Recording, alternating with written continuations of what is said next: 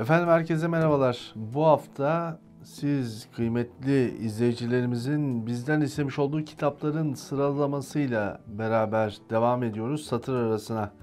Sizler Franz Kafka'dan Dönüşüm adlı modern klasikler serisinde önemli olarak kabul edilen kitaplardan birisinin incelemesini istediniz. Pek çok genç kardeşimin de okurken ne anlatmak istemiş hakikaten dediği ilginç bir kitap. Çünkü baştan sona giden hikayede bir ailenin içerisinde bir genç çocuğun, anne ve babasına yardım etmek için çalışan bir çocuğun bir sabahleyin böcek olması ve bu böcek olma anıyla beraber öldüğü sabaha kadar yaşadığı çok basit bir hikayeden bahsediyor. Zaten ince bir kitap.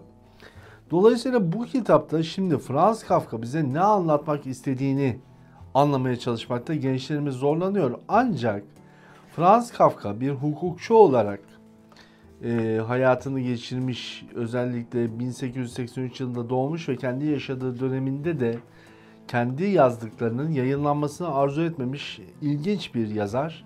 Sonrasında elde edilmiş yazıları bir araya getirilerek yeniden kitaplaştırılıyor. Şimdi bu süreç ve bu kitabı okuyan kişi diyor ki bir adam sabahleyin böcek uyansa ne olur? Böcek olarak uyansa ne olur? Ve bu böcek olarak uyandığında önce aile bireylerinden babasının, sonrasında kız kardeşinin, ona yardım eden kız kardeşinin, sonrasında işte annesinin yavaş yavaş ondan uzaklaşmalarını, yaşadığı odasındaki eşyaların atılmasını, sonra da bir sabah ölüp gitmesini anlatıyor. Ya ne anlattı şimdi bu adam diye. İnsan sıkıntıya düşüyor. Anlayamadığım bir şey mi var diye bakıyorsunuz. Ama Franz Kafka bu kitabında baştan sona müthiş derecede bilincimize verdiği bir ana argüman var. Franz Kafka burada kendini anlatıyor. Nasıl anlatıyor diyecek olursanız o da şöyle. Kendisi kitabın girizgah tarafında hayatından bir örnekler anlatılırken Birinci Dünya Savaşı'nda vücudunun çok zayıf olduğu için savaşmaya kabul edilmeye, askere kabul edilmediği anlatılır. Ve Franz Kafka yaşadığı dönemde farklı düşünen, ateist bir düşünceye sahip olan bir yazar olarak kendisini bir böcek olarak tanımlar. Yani şöyle düşünür. Beraber olduğum insanlar ve beraber olduğum insanların inançları, bana karşı olan sevgileri, bana karşı olan muhabbetleri ben böcek olsam devam eder mi ki? Bu bir. İki, eğer ben farklı düşüncemle insanlardan ayrı bir şey olacak olsaydım, bir varlık olarak da farklı olsaydım ne olabilirdim?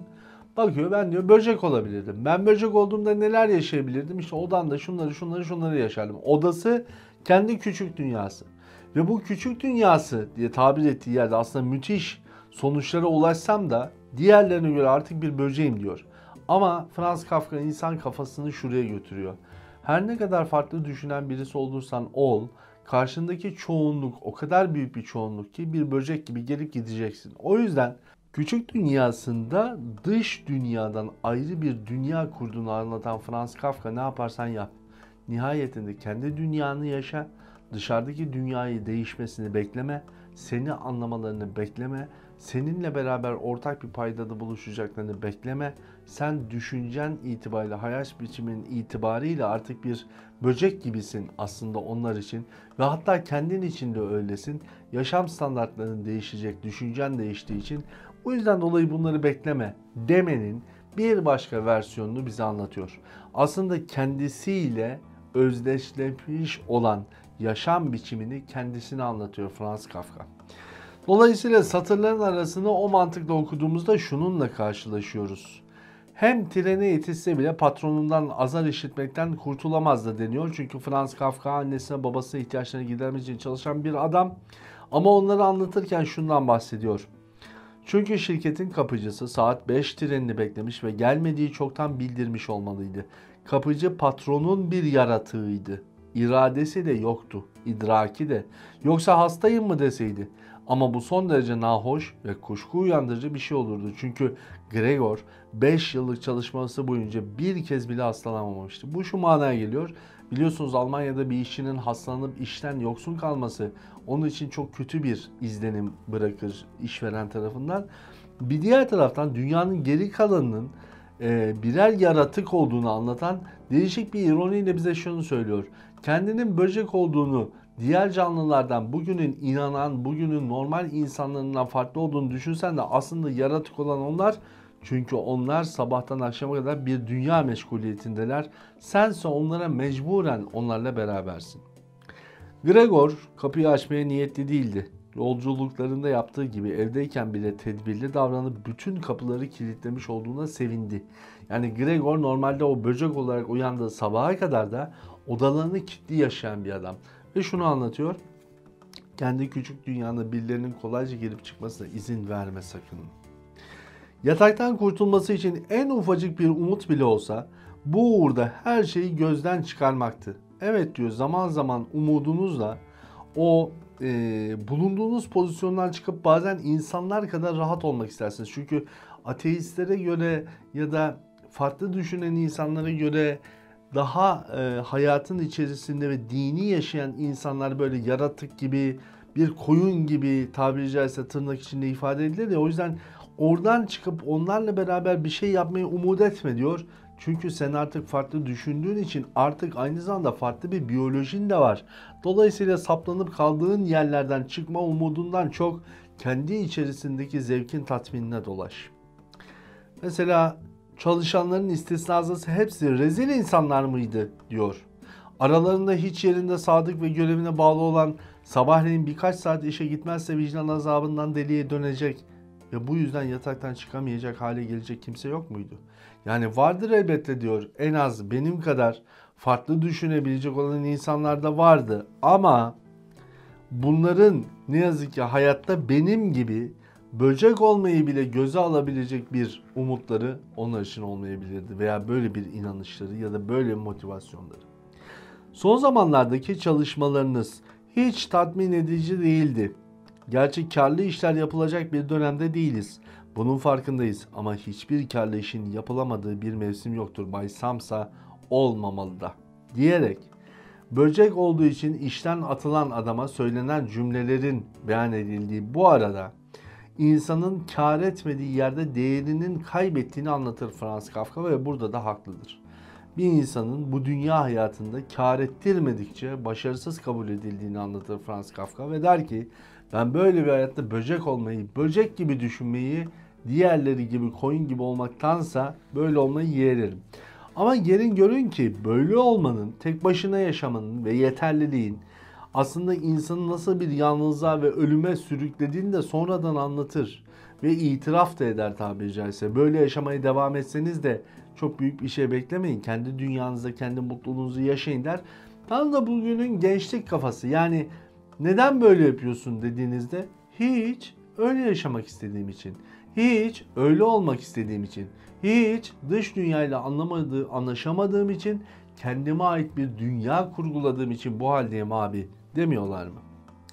Ama Gregor ne yapılmasını biliyordu. Temsilci durdurulmalı, sakinleştirilmeli, ikna edilmeli ve sonunda elde edilmeliydi tekrar işi kazanmak için. Gregor'un ve ailesinin geleceği buna bağlıydı. Keşke kız kardeşi de burada olsaydı. Akıllı bir kızdı o. Daha Gregor kımıldamadan sırt üstü yatarken bile ağlamaya başlamıştı. Ve temsilcinin o kadın düşkününün dikkatini mutlaka üzerine çekerdi kız kardeşi.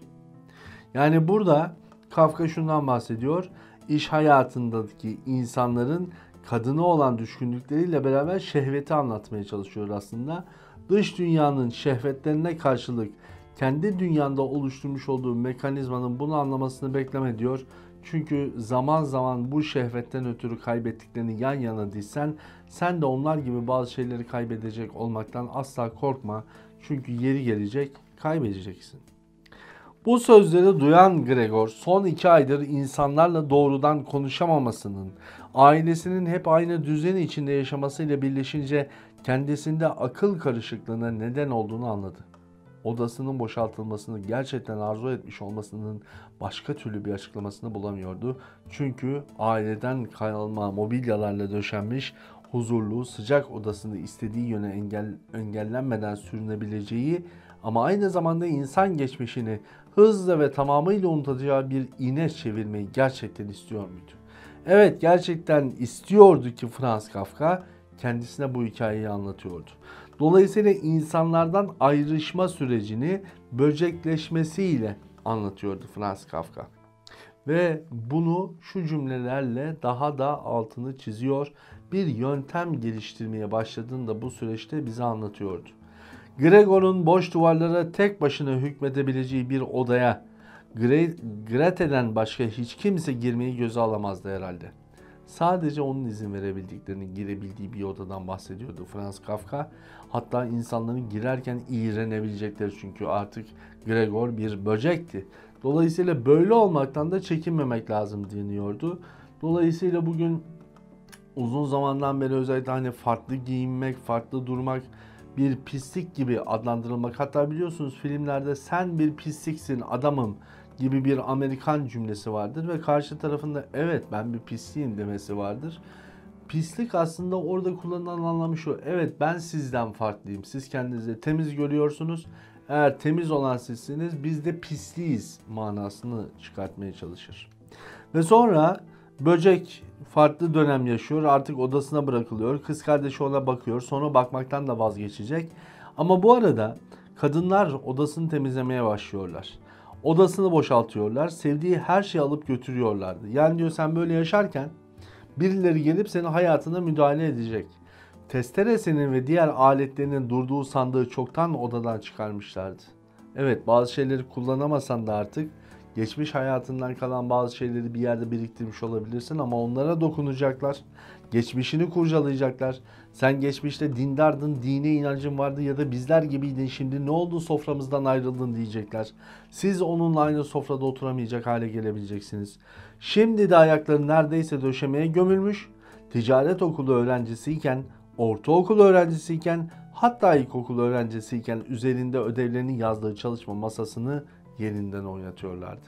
Şunu diyor Franz Kafka: farklı düşündüğünüz andan itibaren okullarınızın her aşamasında sizi tam olarak anlayabilecek olan insanları beklemeyin.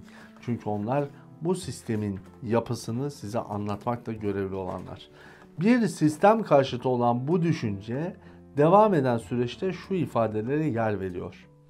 Gregor gecelerini ve gündüzlerini neredeyse hiç uyumadan geçiriyordu. Tıpkı bugünün gençleri gibi.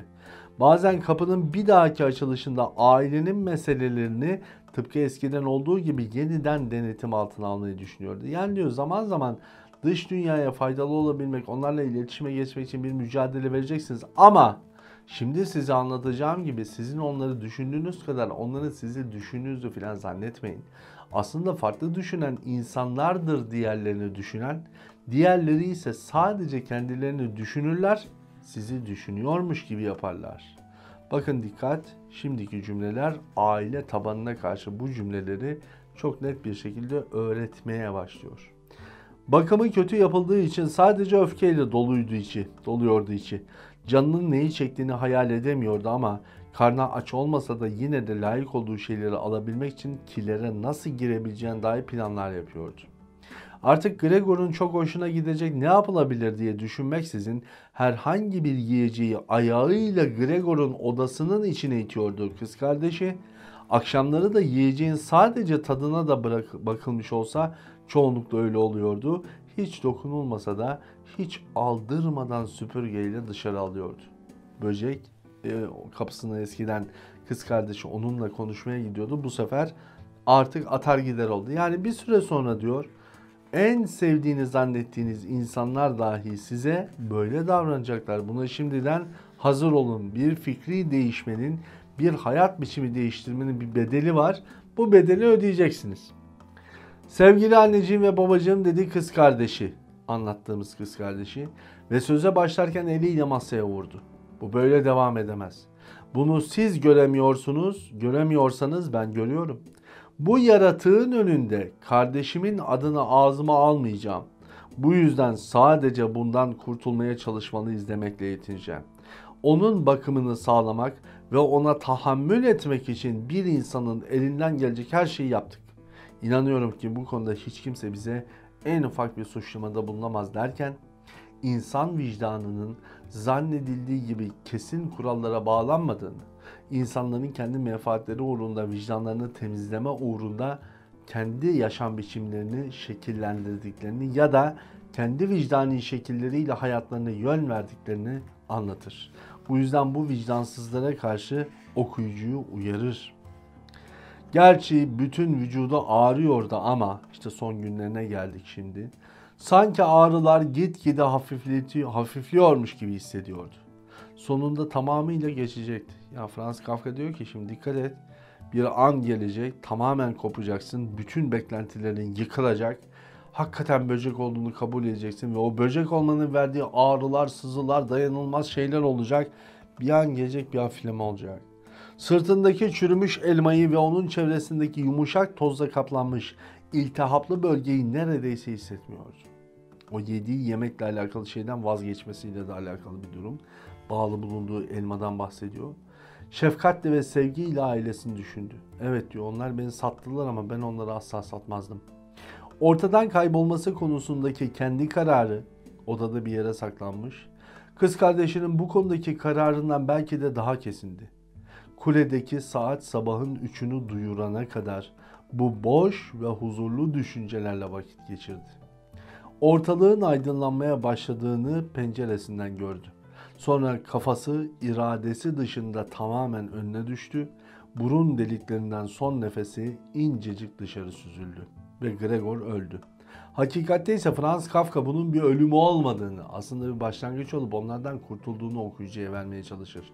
Çünkü huzurla bir boş düşünceden bizi kurtardığını, huzurlu düşüncelerin insanı boşa sürüklediğini, aklın daha fazla düşünmesi gerektiğini, kalbi olan hislerden uzaklaştıkça aklın çalışabileceğini, böylece kendi adına oluşturabileceğin boşluklardan kurtulup dop dolu bir düşünce hayatına böylelikle geçebileceğini sunarken, bu andan itibaren bizler Gregor'un aslında böcek olmayı bir ara evre olarak kullandığını anlamaya başlıyoruz.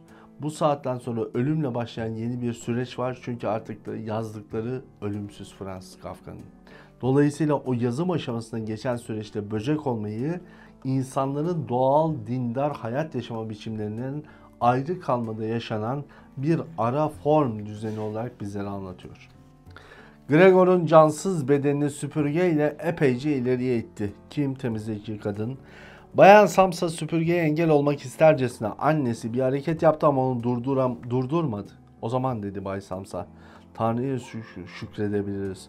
Haç çıkardı, kadınlar da aynısını yaptılar. Kurtuldular artık böcekten, haç çıkardılar. Neden? Çünkü ölen bir böcek olmasına rağmen kendi evlatları olduğu için böyle yaptılar. Franz Kafka da şunu söylüyor, onlar haç çıkardılar, yani dinlerinin gereğini yaptılar. Bense onlardan kurtuldum. Onlar sayesinde kurtuldum. Dolayısıyla hayatta kurtulacağımız düşünce biçimleri bazen o düşüncenin sahiplerinin bizleri iteklemesinden dolayı olur. Bir böcek gibi hissedersiniz kendinizi. Halbuki bu yepyeni hayata geçişiniz için bir ara formdur. Bundan sonra ise o ateizm, sosyalizm neyi yaşayacaksanız apayrı bir kafada ve apayrı bir dünyada bir araya geleceğiz diyor Franz Kafka. Elbette ki bu Franz Kafka'nın kafasındaki, arkasındaki gerçeklerin satıra düşerken yaşanan süreç ve serüvendi. Okuyucu belki bunu anlamıyor. Ancak hayatının içerisinde belli şeyleri ayrıştırmayı, kendi özel hayat ve düşünce biçiminin ailesi de dahil olmak üzere en sevdiği ve yakınlarına karşı bazen kendisini böcek gibi hissettirecek bir pozisyona sokacağını, ancak sonrasında mutlak bir kurtuluşun yine kendi fikirleriyle mümkün olduğunu bize öğretiyor. Efendim, hep kötü kitaplar ya da kitaplardaki kötülüklerden bahsetmek istemiyoruz. Daha güzel ifadelerle gençlerimizin okuması gereken kitaplardan da bahsetmek istiyoruz. Bu konuda da sizlerden yorum bölümünde yine okumamızı, incelememizi, irdelememizi istediğiniz kitaplarınız varsa yazmanızı bekleriz efendim. Ne diyelim? Franz Kafka kendini anlatmış ama bizler kendimizden haberdar olursak okuduklarımızı doğru bir şekilde süzgeçten geçirip ne anlamamız gerektiğini ve ne yapmamamız gerektiğini daha iyi kavrayabiliriz. Bu hafta Franz Kafka, haftayı yine sizden gelenlerle devam ediyor olacağız. Kalın sağlıcakla.